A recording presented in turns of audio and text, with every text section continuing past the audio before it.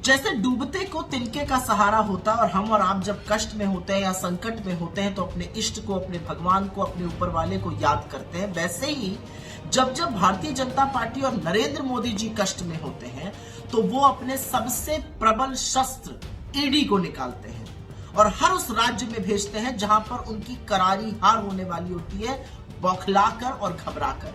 ये काम पहले राजस्थान में हुआ और अब यही काम छत्तीसगढ़ में हो रहा है। लेकिन मोदी जी इतिहास से सीखते नहीं है, क्योंकि इतिहास गवाह है कि इन्होंने यही घिनौने कार्य पहले हिमाचल में और कर्नाटक में किए थे और जनता ने मुंह तोड़ जवाब दिया था।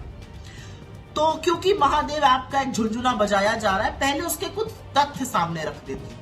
महादेव ऐप है, उसके दो प्रमोटर हैं, रवि उप्पल और सौरभ चंद्राकर। दुर्भाग्यवश वो छत्तीसगढ़ के रहने वाले हैं, लेकिन वो रहते दुबई में और ऐप वहां से चला रहे हैं। इस ऐप के अगेंस्ट पहली एफआईआर मार्च 2023 में छत्तीसगढ़ की पुलिस ने करी थी। उसके बाद छत्तीसगढ़ की पुलिस ने मध्य प्रदेश, उड़ीसा, दिल्ली में तमाम रेडें करी।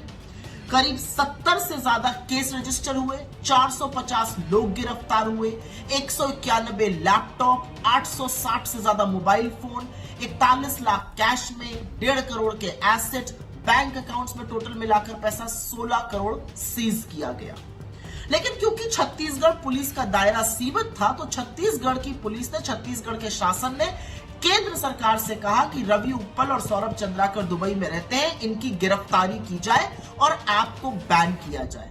और अब कान खोल के सुनिएगा विडंबना, न रवि उप्पल और न सौरभ चंद्राकर की गिरफ्तारी होती है और न इस ऐप को बैन किया गया है। असलियत तो यह है कि नरेंद्र मोदी जी, भारतीय जनता पार्टी की सरकार और निर्मला सीतारमण जी ने मिलकर बेटिंग मतलब जुए को एक धंधा बनाकर रख दिया और 28% जीएसटी वसूला जा रहा है। तो हम क्यों ना ये कहें कि महादेव ऐप से आपको पैसा मिल रहा है, खूब भाजपा के कोष भर रहे हैं और जो जिस सरकार के एफआईआर पे ईडी का केस हुआ था, जो ईडी का सारा केस है वो छत्तीसगढ़ सरकार की मार्च की एफआईआर पर आधारित है। जिस सरकार ने केस किया, जिसने तफ्तीश करी, उसके खिलाफ ईडी को आपने खुला छोड़ दिया है और ईडी सिर्फ और सिर्फ प्रतिशोध की गंदी राजनीति आपके इशारों पर कठपुतली की तरह कर रही है। अगर आपको लगता है, और लेकिन मैं ये चाहती हूं मोदी जी कि ये काम आप और करिए, क्योंकि विनाश काले विपरीत बुद्धि। आप और ईडी और सीबीआई और इनकम टैक्स भेजिए, लोगों को पता तो चले कि आप किस हद तक गिर सकते हैं और आप कितने घबराए हुए हैं। मैं तो चाहती हूं कि ये जो घोर पाप आप छत्तीसगढ़ और राजस्थान जैसी जगहों में कर रहे हैं, ये आप और कीजिए, क्योंकि जब आप ये कीजिएगा नहीं तो लोगों को पता कैसे चलेगा और आपका जो पाप का घड़ा है ना, वो भी तो भर रहा है, वो भी तो फूटेगा।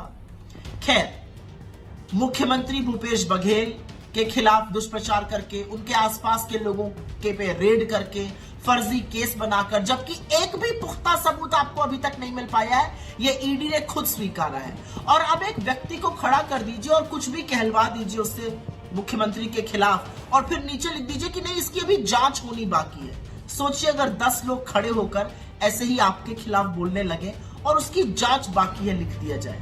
लोग तो नहीं बोल रहे, लेकिन पुख्ता सबूत आ रहे हैं कि आप अपने तोते को बचा कैसे रहे और आंख कैसे मूंद लेते हैं अडानी के नाम पर। खैर, छत्तीसगढ़ में कांग्रेस की सरकार ने, कांग्रेस के नेताओं ने, मुख्यमंत्री भूपेश बघेल ने जी तोड़ मेहनत करी और लगन से इस प्रदेश की उन्नति के लिए, लोगों के लिए काम किया है।